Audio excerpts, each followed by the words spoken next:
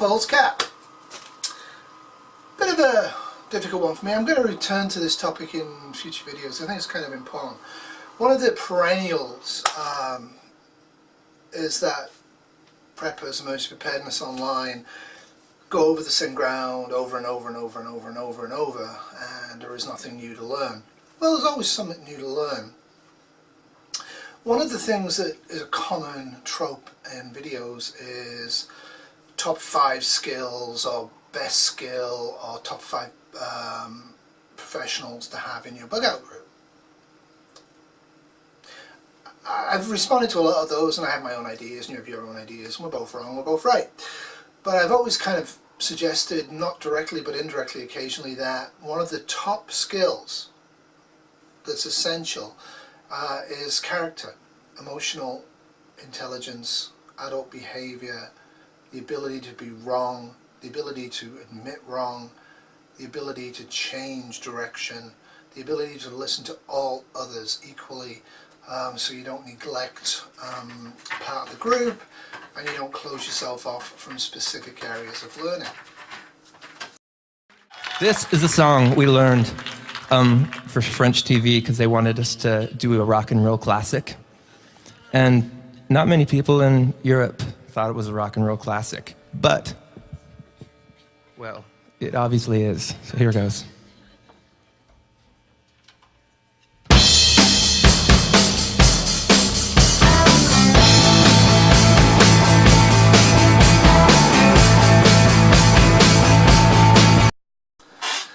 So those two slides show you the characteristics of emotional intelligence that you should seek in others in your bug out group, but you should very much seek in yourself, and you should seek to do.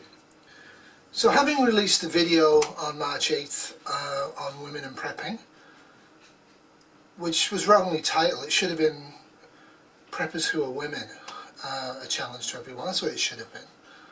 But as I said, one of the main reasons I made the video is because I felt, having studied analytics, looking at my videos, looking at the topics, looking at the titles, that I was unconsciously excluding females from watching my videos and taking part in them to a large degree because I was talking to myself when I do these videos. It was kind of my main thrust, you know, and I said I'd looked at a few other people's videos, and I kind of saw a gender bias, an unconscious gender bias in topics and flavour and format. And I gave a very specific example that I have maternity skills for normal maternity, and that's going to be an absolute critical knowledge base in any long-term SHTF. But I'd done a video on gunshot trauma and broken bones and a few other bits and pieces like pandemic, but I never actually even mentally, consciously considered doing one on maternity, which I'm going to address because I think that's a really, really huge gap in a lot of preppers, both male and female, because we can't guarantee that people with skills will be available for certain things, but we can guarantee in Grid Down there'll be a lot of babies. Nothing else to do, right? And a further one from that challenged people to think about the topic and to respond to it, which was fine, and some great responses. I did not expect when I did the video that my two closest friends online would react so oddly to the entire video. So before I get into that, what I want to talk about is the actual topic itself. I'm very happy I did the video. Very, very happy. I think it's grown me as a person, and I think it's made me more open to certain things that I do and don't do, and I think it's been good. I'm almost a month from the video, and I have 5% of my viewers more now are female.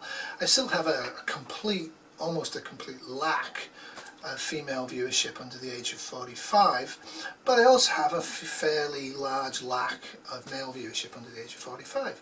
And I'm going to work on those age groups as well. I think millennials are important. I don't personally write them off. I think they have a huge amount of issues, and I've got stuff I can actually teach and talk about in terms of millennial needs, in terms of anxiety and anxiety coping, both in the now and in Grid Down. So that's one of the things I'm going to be doing. Cool. That was kitty cat planning dinner. Alright, so what does all of this mean for you, right? What it means, I think, is, I'm going to check some notes because I don't want to do rambling. This is my second one of these. The first one was 16 minutes. I didn't like it. So, two of my main friends online, and everyone knows who they are. We've made no secret about friendship over the last 9 months.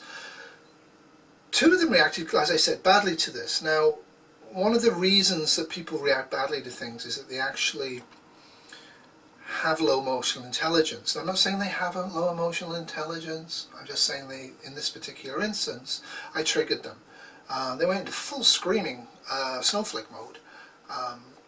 One of them in particular decided to go around the interwebs and post comments about me that were derogatory and not very pleasant. Also largely untrue. Words were used, labels were used against me. I was accused of pushing a vegan agenda. Yep, I do. Wherever I can, I'm going to mention I'm a vegan. I'm going to mention that plant-strong diet might be a good idea for you to try, might help you prepare your body physically for the rigors of SHTF. And anyway, who wants to get diabetes, cancer and heart disease? Veganism is not a magical cure for that, but look at the statistics. You know, if you want to eat in McDonald's every day for every meal, or you want to eat a plant-strong diet, you make the choice. But I'm going to push my agenda. That's one of my main agendas. The other agenda I have is I'm left-wing and I'm a socialist. I think communities bonding together is much stronger than a tiny part of the community controlling the rest of them. Now, this is basic stuff, but fascism, neo-capitalism and communism is not socialism.